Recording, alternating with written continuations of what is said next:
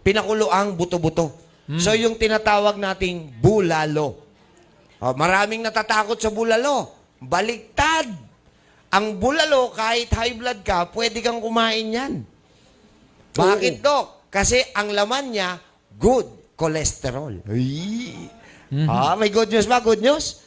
Yung Good kanyang news yun, bone pwede. marrow. Bone marrow yun, ha? Hindi yung taba. Yung bone marrow itself. Basahin natin. Bone broth. Ito yung sabaw ng bulalo. Go! Isa sa sinasabing pinakamagaling para maayos sa mga nerve ay ang pinakuloang sabaw ng mga buto-buto. Yan o. Oh. Ito ay mayaman sa glutamine Hoy! na pinakamaraming uri ng amino acid sa katawan.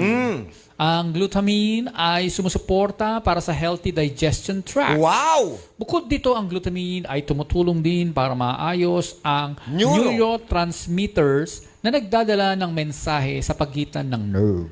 Neurotransmitter ang tawag doon. Para pakita sa inyo ito, mainit pa. Medyo malamig lang dito, kaya nakikita nyo nagsesebo. Pero bulalo to. Healthy ito. Painom natin. Ayan.